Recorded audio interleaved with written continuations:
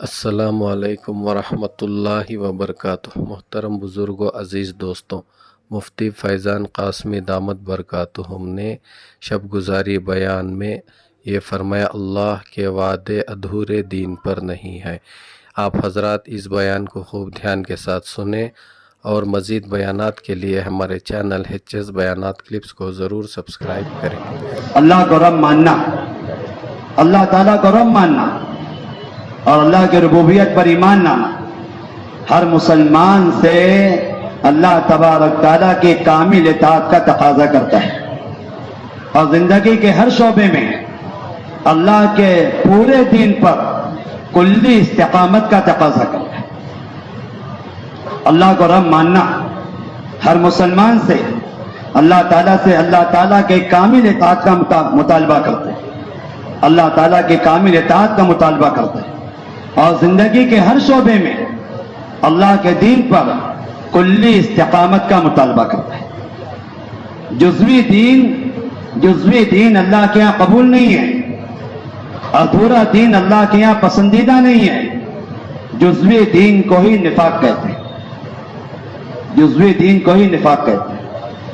آپ صلی اللہ علیہ وسلم کے زمانے میں ادھورے دین پہ چلنے والے منافقین ہوتے تھے، جزوی دین پہ چلنا ہی نفاق کہلاتا ہے۔ میری بات توجہ سننا، جزوی دین پہ چلنا ہی نفاق کہلاتا ہے۔ نبی کریم صلی اللہ علیہ وسلم کے زمانے میں ادھورے دین پہ چلنے والے منافقین ہوتے تھے، حالات دیکھ کے دین پر چلتے تھے، ماحول دیکھ کر دین پر چلتے تھے، عقل اور سمجھ دیکھ کر دین پر چلتے تھے، عقل اور سمجھ دیکھ کر دین پر چلتے تھے، اپنی مرضیات کو دیکھ کر دین پر چلتے تھے۔ حالات اجازت دیں، ماحول موافق ہو، اللہ تبارک تعالیٰ کا امر ہو اور اللہ کے نبی کا طریقہ طبیعت کو مرغوب اور پسندیدہ ہو تو دین اختیار کرتے تھے، اور اگر حالات مخالف ہو جائیں، ماحول بدل جائے، اللہ تبارک تعالیٰ کے احکام اور نبی کریم صلی اللہ علیہ وسلم کے طریقے طبیعت پہ ناگوار ہو تو وہ ایمان کو چھوڑ کر کفر و شرک اختیار کر لیا کرتے تھے۔ اس زمانے میں لوگ عقل مندی سمجھتے ہیں، حالات دیکھ کر دین پر چلو، ماحول دیکھ کر دین پر چلو، عقل اور سمجھ کے اعتبار سے دین پر چلو۔ لوگ کہتے ہیں سوچ بوجھ کے ساتھ کام کرو، اتنے دین پہ نہیں چلنا چاہیے۔ اس زمانے میں لوگ ادھورے دین پر چلنے کو عقل مندی کہتے ہیں، اس زمانے میں لوگ ادھورے دین پہ چلنے کو عقل مندی کہتے ہیں۔ خیر القرون میں ادھورے دین پہ چلنے والے منافقین ہوتے تھے۔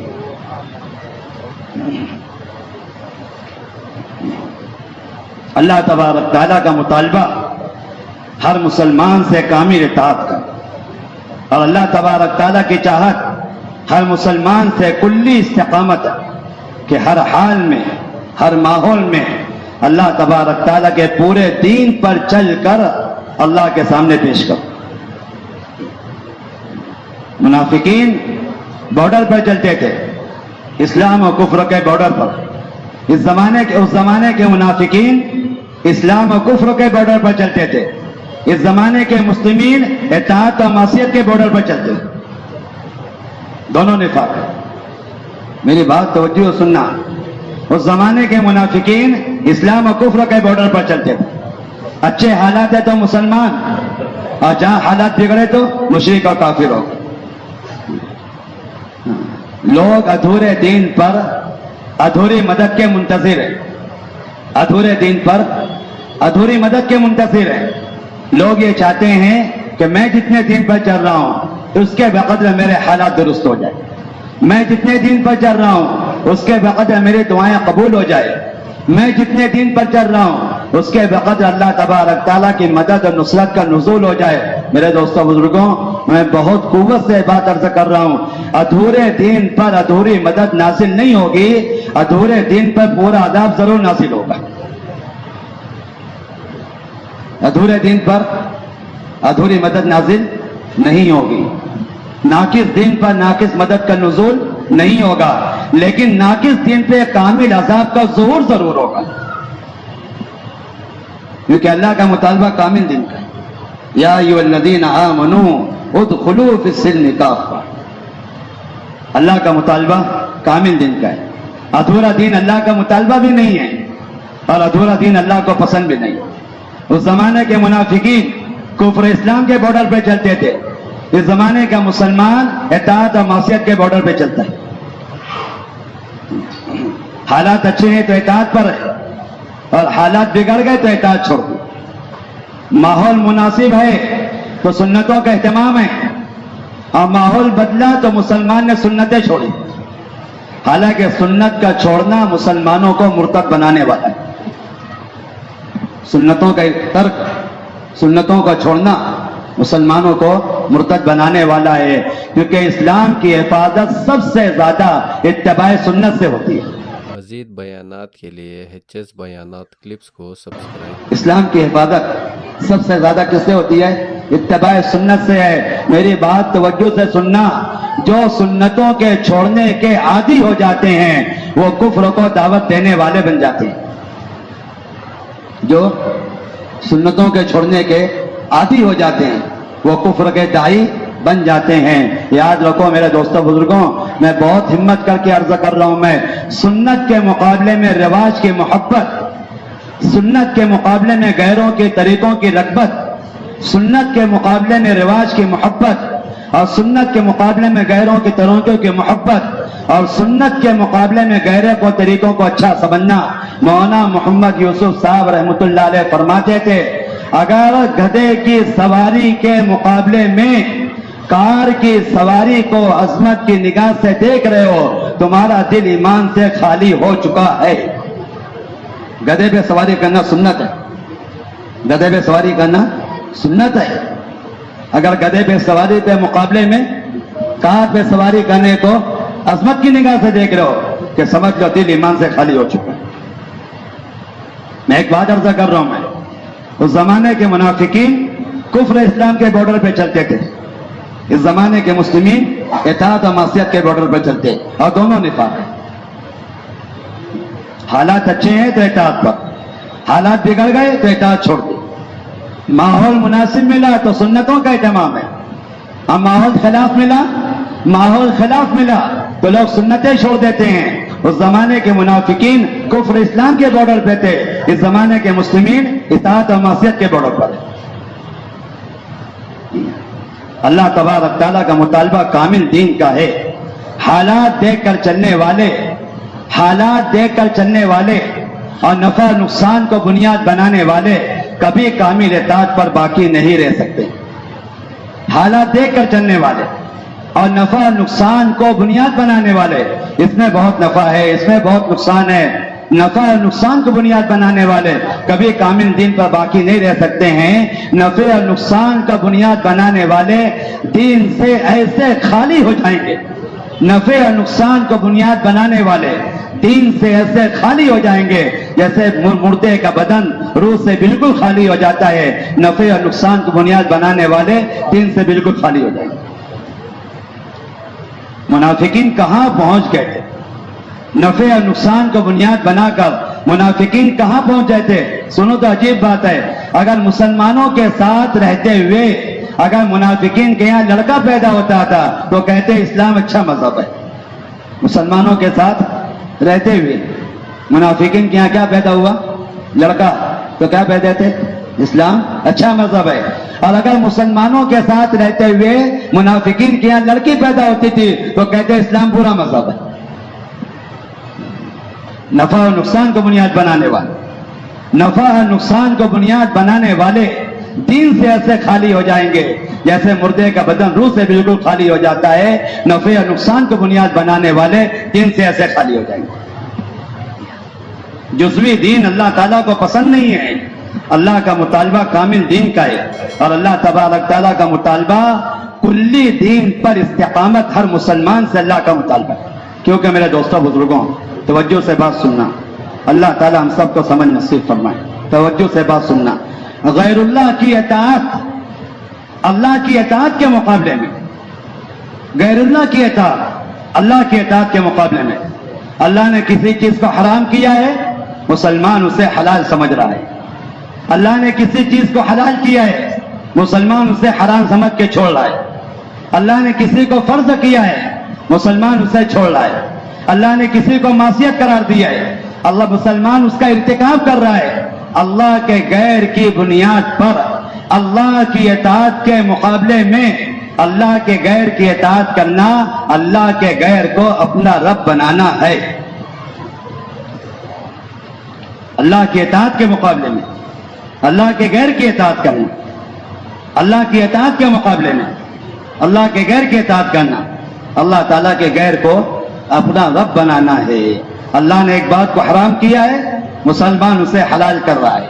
اللہ نے ایک بات کو حلال کیا ہے، مسلمان اسے چھوڑ رہا ہے۔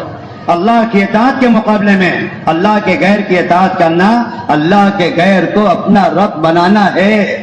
بات یہ نہیں ہے، سوال صرف اتنا نہیں ہے کہ میں جانتا ہوں اللہ میرے رب ہے، میں مانتا ہوں اللہ تعالیٰ میرے رب ہے، میرا اعتراف ہے اللہ تعالیٰ میرے رب ہے۔ سوال اس کا یہ ہے کہ آپ اللہ کی اطاعت اور بندگی پر کامل اترے ہو یا اللہ کی اطاعت اور بندگی کے مقابلے میں دوسرے کی اطاعت کو ترجیح دے رہے ہو، سوال اس کا ہے۔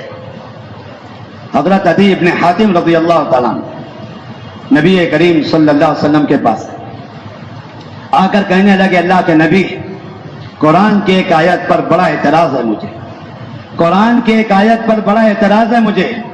اللہ کے نبی نے پوچھا کیا بات ہے؟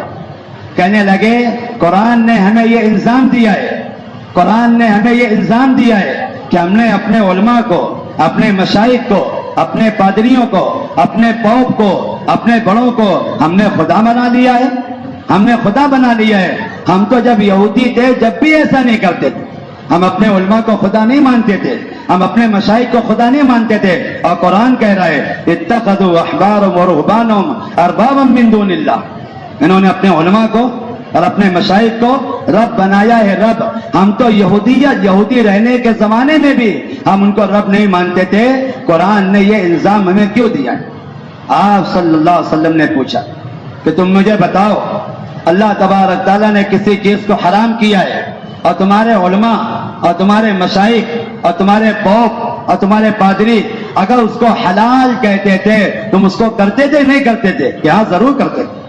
اللہ تعالیٰ نے کسی چیز کو حلال کیا ہے اور تمہارے پوپ اور پادری ان کو حرام کہتے تو تم ان سے بچتے تھے کہ نہیں بچتے تھے؟ کہ ہاں ضرور بچتے تھے۔ آپ نے کہا پھر تو تم نے اپنے پوپ کو اللہ بنا لیا ہے۔ اللہ کی اطاعت کے مقابلے میں اللہ کے غیر کی اطاعت کرنا، اللہ کے غیر کو اپنا رب بنا لینا ہے۔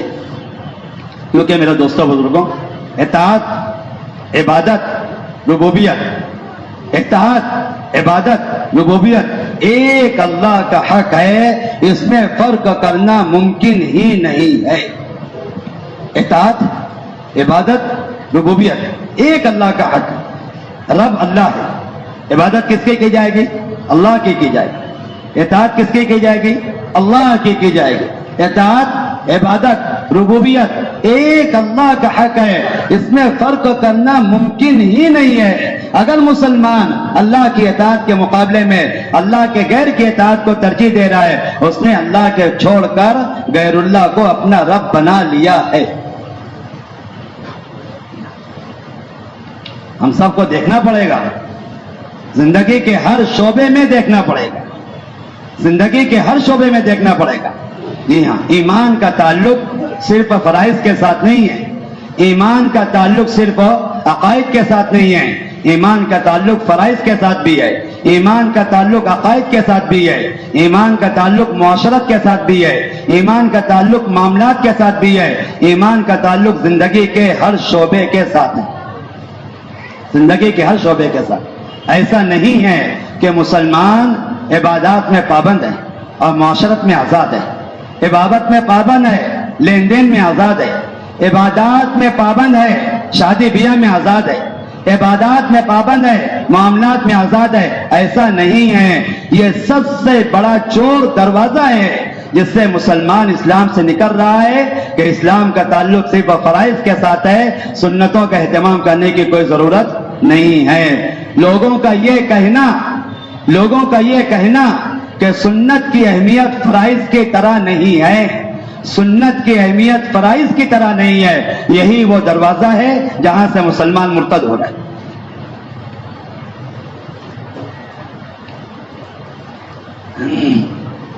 نبی کریم صلی اللہ علیہ وسلم نے ایسی 2 حدیثیں بیان کی ہے. امام احمد ابن حنبل نے مسند احمد ابن حنبل کے اندر ایسی 2 حدیثیں نقل کی ہے. اللہ اکبر. قیامت تک آنے والے مسلمانوں کو یہ بات سمجھا دی ہے کہ یہ مت سمجھنا کہ اللہ تبارک تعالیٰ کی ربوبیت کا تعلق اور اللہ تبارک تعالیٰ کی ربوبیت پر ایمان لانے کا تقاضا صرف فرائض کے ساتھ ہے. اگر مسلمان معاشرے میں غیروں کے طریقے پہ چل رہا ہے, شادی بیاہ میں غیروں کے طریقے پہ چل رہا ہے, لباس میں غیروں کے طریقے پہ چل رہا ہے, اپنے ظاہر میں غیروں کے طریقے پہ چل رہا ہے, تو یہ غیروں کے طریقے پہ چلنے والا غیروں کی طرح اللہ کا دشمن ہے. مزید بیانات کے لیے HS بیانات کلپس کو سبسکرائب کریں. یہود و نصارہ کا لباس پہننے والے یہود و نصارہ کی طرح اللہ کے دشمن ہیں. یہود و نصارہ کی شادی بیاہ جیسے شادی بیاہ کرنے والے یہود و نصارہ کی طرح اللہ کے دشمن ہیں. یہود و نصارہ کی طرح چہرہ رکھنے والے یہود و نصارہ کی طرح اللہ کے دشمن ہیں. 2 حدیثیں نقل کرتا ہوں. امام احمد ابن حنبل نے مسند احمد ابن حنبل میں نقل کی ہے. اللہ تبارک تعالیٰ اپنے نبی کو حکم فرما رہے ہیں, قل للمؤمنین, نبی جی آپ ایمان والوں سے کہہ دیجئے, لا تلبسوا لباس اعدائی, یہ میرے دشمنوں کی طرح لباس نہ پہنے, ولا تطعموا مطاعم اعدائی, اور میرے دشمنوں کے مخصوص کھانے استعمال نہ کرے, ولا تشاکلوا بما شاکل اعدائی, اور میرے دشمنوں کی شکل اختیار نہ کریں, فیکون اعدائی کما هم اعدائی, ورنہ یہ میرے دشمنوں کی طرح میرے دشمن بن جائیں گے. پہننے والا یہود و نصارہ کی طرح اللہ کا دشمن ہے. یہود و نصارہ کا لباس پہننے والے یہود و نصارہ کی طرح اللہ کے دشمن ہیں. خلاف سنت چہرہ رکھنے والے یہود و نصارہ کی طرح اللہ کے دشمن ہیں. صاف فرمایا ہے, لا تلبسوا لباس اعدائی, کہ اپنی امت سے کہہ دو میرے دشمنوں کا لباس نہیں پہنے. ایسا نہیں ہے کہ اللہ تبارک تعالیٰ کو رب ماننا اس کا تعلق صرف فرائض کے ساتھ ہے, بلکہ اللہ تعالیٰ کو رب ماننا اس کا تقاضا کامل استقامت کا ہے. ان الذین قالوا ربنا اللہ ثم استقاموا, ان الذین قالوا ربنا اللہ ثم استقاموا, جو جن کا عقیدہ یہ ہے کہ اللہ تبارک تعالیٰ ہی ہمارے رب ہے, وہ اللہ کے دین پر کلی استقامت کے ساتھ چلتے. نبی کریم صلی اللہ علیہ وسلم نے اپنی امت کے لیے عبادات میں بھی اس بات کو پسند نہیں کیا. اللہ کے نبی نے اپنی امت کے لیے عبادات میں بھی اس بات کو پسند نہیں کیا کہ امت عبادات میں غیروں کے طریقے پر چلے. نبی کریم صلی اللہ علیہ وسلم نے عبادات میں بھی اس بات کو پسند نہیں کیا کہ مسلمان غیروں کے طریقوں پر چلے. غور تو کرو, جب نبی کریم صلی اللہ علیہ وسلم عبادات میں غیروں کے طریقوں کی مخالفت اپنی امت کو سکھا رہی ہیں, تو ضروریات میں, لباس میں, معاشرت میں, معاملات میں مسلمان کے لیے غیروں کے طریقوں کی خلاف ورزی کتنی ضروری ہوگی. آپ صلی اللہ علیہ وسلم مدینہ منورہ تشریف لائے. آپ نے دیکھا یہود 10ویں محرم کا روزہ رکھتے تھے. آپ نے پوچھا کہ تم یہ روزہ کیوں رکھتے ہو؟ کہنے لگے اللہ کے نبی, اس دن اللہ تبارک تعالیٰ نے ہمارے بڑوں کو فرعون کے ظلم و ستم سے نجات دی تھی. فرعون اس دن ڈوبا تھا, اس کے عذاب سے ہماری قوم کو نجات ملی تھی. ہم اللہ کی نعمت کے شکرانے میں اس دن روزہ رکھتے ہیں. آپ نے فرمایا ایمان والوں سے کہ ہم زیادہ حقدار ہیں ان سے کہ اس دن روزہ رکھیں, لیکن ہمیں یہود کی مخالفت کرنے کا حکم ہے. یہ 1 دن روزہ رکھتے ہیں, ہم 2 دن روزہ رکھیں. یہ 1 دن کا روزہ رکھیں, ہم 2 دن کا روزہ رکھیں. آپ غور تو کرو, آپ صلی اللہ علیہ وسلم نے عبادات میں یہود و نصارہ کی مشابہت اور یہود و نصارہ کے طریقے پہ چلنا پسند نہیں کیا. لباس میں, معاملات میں, معاشرت میں, ظاہری حیت میں اگر مسلمان غیروں کے طریقوں پر چلے گا, یہ چیز اللہ کو کتنی ناراض کرنے والی.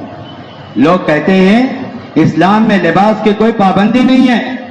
لوگ کہتے ہیں اسلام میں لباس کی کوئی پابندی نہیں ہے, لوگ لباس میں آزاد ہے. میں عرض کرتا ہوں ساری قوت کا تعلق ہی لباس سے, ساری قوت کا تعلق ہی لباس. پولیس کا سب سے بڑا آفیسر عام لباس میں آ جائے تو بچہ بھی ڈرنے کو تیار نہیں. پولیس کا سب سے بڑا آفیسر عام لباس میں آ جائے تو بچہ بھی ڈرنے کو تیار نہیں ہے. حوالدار اپنی وردی میں ہو تو پہلوان کی ہوا نکل جائے گی. کیوں بھائی؟ ہاں تو کرو. پولیس کا سب سے بڑا آفیسر عام لباس میں آ جائے تو بچہ ڈرنے کو تیار نہیں ہے. حوالدار اپنی وردی میں ہو تو پہلوان کی ہوا نکل جائے گی. ارے ساری قوت لباس کے ساتھ ہے. لوگ کہتے ہیں لباس کی کوئی پابندی نہیں ہے. لباس کو، اسلامی لباس کو پابند نہ سمجھنے والا ہی فاسق ہے. اسلامی لباس کو ضروری نہ سمجھنے والا. لوگ کہتے ہیں یہ لباس علماء کا لباس ہے، یہ صلحاء کا لباس ہے، یہ مشائخ کا لباس ہے. عام مسلمانوں کو لباس پہننے کی ضرورت نہیں ہے. لوگ کہتے ہیں امامہ علماء کی سنت ہے، مشائخ کی سنت ہے. عام مسلمانوں کا امامہ پہننے کی ضرورت نہیں ہے. نبی کریم صلی اللہ علیہ وسلم پوری امت کو ارشاد فرماتے ہیں تعتموا تزدادوا حلما ووقارا. امامہ باندھا کرو تمہارا صبر حلم بڑھ جائے گا. امامہ باندھا کرو. مجھ سے حضرت کہنے لگے ایک مفتی صاحب کے تعلق سے کہ امامہ باندھتے نہیں ہیں، چندہ کر کے ان کے امامہ دلا دو. مذہب کہنے لگے ایک مفتی صاحب نے، ہم لوگ بیٹھے تھے، کہنے لگے خزاں چندہ کر دو اس کے لیے، امامہ دے دو. اللہ کے نبی فرما رہے تعتموا، امامہ باندھا کرو، تزداد حلما ووقارا. جتنے شوہر اپنے بیویوں پر بیجا غصہ ہوتے ہیں اور طلاق کی نوبتیں آتی ہیں اور جن کے گھروں میں آئے دن جھگڑے ہوتے ہیں، وہ اپنے جھگڑوں کو ختم کرنا چاہتے ہیں اور سب امامے کا اہتمام کریں. اللہ کے نبی فرما رہے تعتموا تزداد حلما ووقارا. امامہ باندھا کرو تمہارے اندر کا حلم بڑھ جائے گا، تمہارے اندر وقار بڑھ جائے گا، تمہارے اندر جھیلنے کی صفت بڑھ جائے گی اور لوگوں کو دل میں تمہاری عظمت بڑھ جائے گی. تعتموا تزداد حلما ووقارا. امامہ باندھا کرو تمہارے اندر حلم بڑھ جائے گا اور لوگوں کو دل میں تمہاری عظمت بڑھ جائے گی. ایسا نہیں ہے پیارے بھائی، ایسا نہیں ہے کہ مسلمان فرائض میں پابند ہے، نماز میں پابند ہے، حج و زکات میں پابند ہے، لباس میں، معاشرت میں، معاملات میں، شادی بیاہ میں مسلمان آزاد ہے. ایسا نہیں ہے. حضرت نبی کریم صلی اللہ علیہ وسلم کی سنتوں کا اہتمام کرنا جہاں عبادات میں ضروری ہے وہاں زندگی کے ہر شعبے میں ضروری ہے. ایک ضرورت کا غیروں کے طریقے پر پورا کرنا، ایک ضرورت کا غیروں کے طریقے پر پورا کرنا اللہ کے نبی نے اپنی امت کے لیے اس کو پسند نہیں کیا. ایک ضرورت کا غیروں کے طریقے پہ پورا کرنا اللہ کے نبی نے اس کو پسند نہیں کیا. مشرکین زمانے جاہلیت میں جب جنگ سے فارغ ہوتے تھے تو اپنے سارے ہتھیار ایک درخت پہ لٹکاتے. اس کو عربی میں کہتے تھے ذات انوات.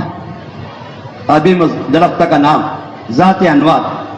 اس پہ اپنے ہتھیار لٹکا دیے، لینے میں آسانی اور رکھنے میں آسانی. جب مسلمان مدینہ منورہ پہنچے ہجرت کر کے اور مقابلے سے فارغ ہوئے تو اللہ کے نبی سے کہنے لگے اللہ کے نبی آپ ہمارے لیے کوئی درخت طے کر دیں، ہم بھی مشرکین کی طرح اپنے سارے ہتھیار ایک درخت پہ لٹکا لیں گے.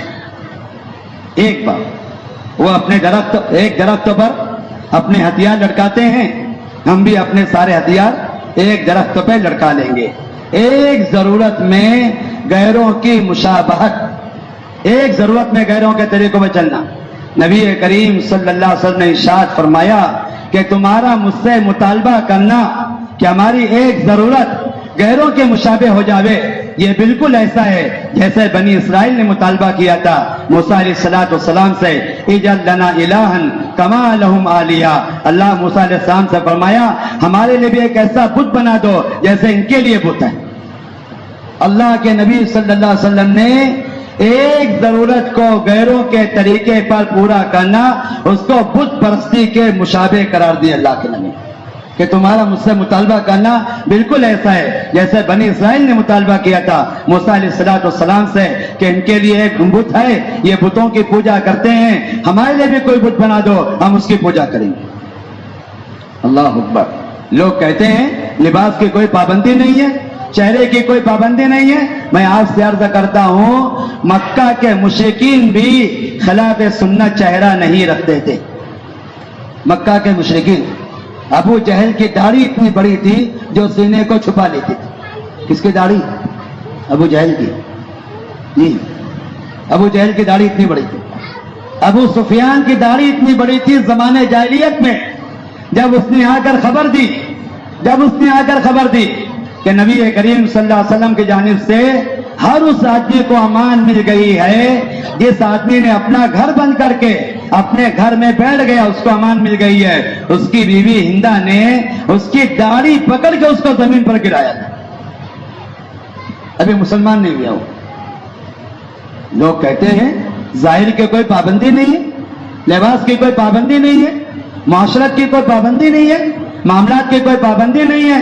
نہیں محترم دوستوں بزرگوں, جس طریقے سے ہر مسلمان عقائد میں پابند ہے, عبادات میں پابند ہے, اسی طرح ہر مسلمان معاشرت میں پابند ہے, اسی طرح ہر مسلمان معاملات میں پابند ہے. میرے دوستوں بزرگوں, توجہ سے بات سن لینا. کسی سنت پر عمل کرنا, کسی سنت پر عمل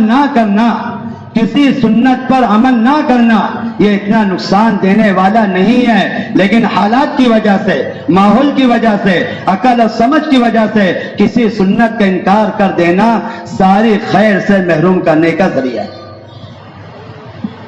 کسی سنت کا انکار کر دینا یہ سنت کی پابندی نہیں ہے, اس سنت پہ عمل کرنے کی ضرورت نہیں ہے, بڑی خیر سے محروم کرنے کا سبب. نبی کریم صلی اللہ علیہ وسلم ایک مجلس میں بیٹھے ہوئے, ایک صاحب آپ کے سامنے کھانا کھا رہے, بائیں ہاتھ سے کھانا کھا رہے. آپ نے فرمایا دائیں ہاتھ سے کھانا کھاؤ, دائیں ہاتھ سے کھانا کھاؤ. انہوں نے جھوٹا عذر بیان کیا کہ اللہ کے نبی میرا دائنا ہاتھ اٹھتا نہیں ہے, اس لیے میں بائیں ہاتھ سے کھا رہا ہوں. میں جھوٹا عذر بیان کیا.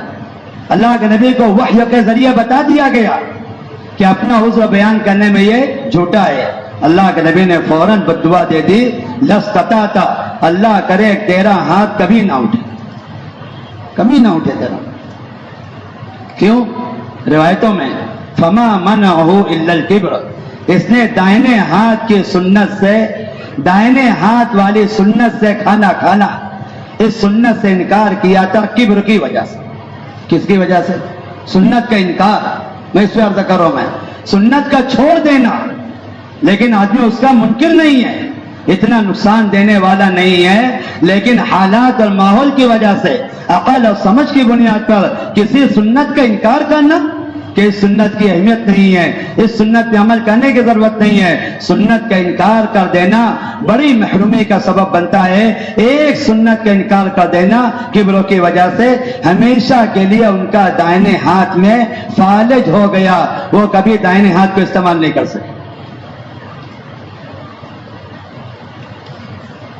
میرے دوستوں بزرگوں, سنتوں کا اہتمام یہ اسلام کی حفاظت ہے. سنتوں کا اہتمام اسلام کی حفاظت ہے. اگر سنت کا اہتمام نہیں ہے تو سنت کا اہتمام نہ کرنا مسلمان کو مرتد بنانے کا سبب ہے. آپ باہر ملکوں میں جا کر دیکھو, ابھی ہم لوگ جزیرۃ القمر ہو کر آئے, اللہ اکبر, ایسا جزیرہ مسلمانوں سے بھرا ہوا, مسلمانوں سے بھرا ہوا جزیرہ, 100% مسلمان, لیکن سنتیں زندگی سے نکل گئی, سنتیں زندگی سے نکل گئی. یہود و نصارہ کے لباس ان کے بدن پر آ گئے, اور ایسا عام ہو گیا غیروں کا لباس پہننا کہ اگر کوئی مسلمان اپنے منہ سے اپنے آپ کو مسلمان نہ کہے تو ہم اس کو مسلمان سمجھ ہی نہیں سکتے ہیں. اگر کوئی مسلمان اپنے منہ سے اپنے آپ کو مسلمان نہ کہے تو ہم اسے مسلمان سمجھ ہی نہیں سکتے. غیروں کے طریقوں کی وجہ سے ارتداد ایسا عام ہوا ہے. میں پورے ملک کی بات کر رہا ہوں, مڈغاسکر پورے ملک کی بات کر رہا ہوں. 80 کلومیٹر پہ پھیلا ہوا ملک ہے. آپ دیہاتوں میں چلے جاؤ, جا کر دیکھو, ایک گھر بطور نمونے کے نہیں بتا سکتے ہیں جس گھر میں رہنے والے سارے مسلمان, ایک گھر بطور نمونے کے نہیں بتا سکتے جس گھر میں رہنے والے سارے مسلمان. शोहर मुसलमान है, बीवी ईसाई है, एक भाई मुसलमान है, एक भाई यहूदी है, एक भाई ईसाई है, एक भाई मुशरिक है, एक भाई काफिर है, एक भाई किसी और मजहब का है, एक भाई मजूसी है। जैसे किसी अनोखी चीज को बतौर अजूबे के पेश किया जाता है, मडगास्कर के देहातों में जिन घरों में 100% मुसलमान होते हैं, उन घरों को बतौर अजूबे के पेश किए जाते हैं कि देखो ये घर ऐसा है जिसमें रहने वाले सारे के सारे मुसलमान। क्या बात है, इस्लामी लिबास जिंदगियों से निकल गया, इस्लामी लिबास जिंदगियों से निकल गया। मुसलमान ऐसा इक़्तिदार मुसलमानों में आ गया। और मैं आपको बताऊं, मैं ये जुर्अत मुसलमानों में आई कहां से है? मेरी बात सुनना तवज्जो से। ये जुर्अत मुसलमानों में आई कहां से है कि इस्लाम के पाबंदी नहीं है, इस्लाम में लिबास के पाबंदी नहीं है, माशरत के पाबंदी नहीं है, मामलात के पाबंदी नहीं है। ये जुर्अत मुसलमानों में कहां से आई? ये जुर्अत मुसलमानों में एक ख्याल से पैदा हुई है। शैतान ने मुसलमानों में यह ख्याल पैदा किया, शैतान ने मुसलमानों में यह ख्याल पैदा किया है कि ईमान दिल की चीज है।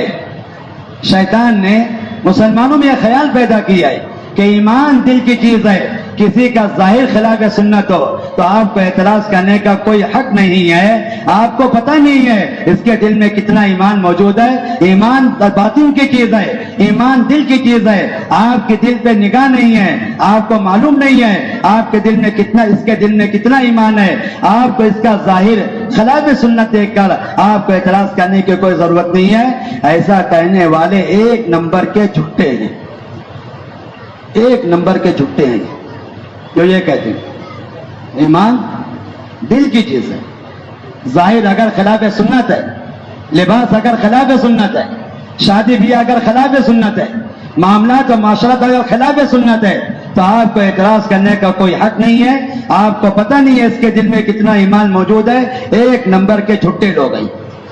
आप मुझे बताओ तो सही, रूह अंदर होती है, रूह अंदर होती है, जाहिर में दिखाई नहीं देती, लेकिन बदन के हर हिस्से से उसका असर जाहिर होता है। करंट अंदर है, करंट अंदर है, लेकिन उसका असर बाहर जाहिर होता है। एक भोंडी मिसाल है, अच्छी नहीं है लेकिन हकीकत समझाने वाली है। शराब जैसी नापाक चीज, अल्लाह ना करे, अल्लाह ना करे कोई मुसलमान शराब पिए, शराब जैसी नापाक चीज किसी के बदन में उतर जाए, शराब जैसी नापाक चीज किसी के बदन में उतर जाए, उसकी आंख से, उसकी चाल से, उसके तरीकों से, उसके पैरों के लड़खड़ाहट से, उसके हाथों की हरकत से उसका शराबी होना समझ में क्या कहते हैं? बोलो, शराबी है, अरे छोड़, पिया हुआ है। क्या कहते? अरे पिया हुआ है, छोड़। अरे इसकी बात का क्या एतबार, इसके मारने का क्या एतबार, छोड़ो, पिया हुआ है। शराब जैसी नापाक चीज बदन के अंदर उतर जाती है, उसका असर बदन के हर हिस्से से जाहिर होता है। ईमान जैसी नूरानी चीज दिल के अंदर उतर जाएगी तो उसका असर सुन्नतों की शक्ल में जाहिर नहीं होगा। झूठ बोलते हैं वो लोग जो ये कहते हैं कि ईमान दिल की चीज होती है। किसी का जाहिर अगर खिलाफ सुन्नत हो तो एतराज करने का कोई हक नहीं है। आपको क्या पता है इसके दिल में कितना ईमान मौजूद है? अगर इसके दिल में ईमान होता, इसकी जिंदगी सुन्नतों से मुज़य्यन होती। माशाअल्लाह, मुफ्ती साहब ने बहुत कीमती बातें इरशाद फरमाई हैं। अल्लाह ताला हम तमाम को इन बातों पर अमल की तौफीक अता फरमाए। अगर आप हजरात को इस बयान से कुछ फ़ायदा हुआ हो तो दूसरों तक ज़रूर पहुँचाएँ।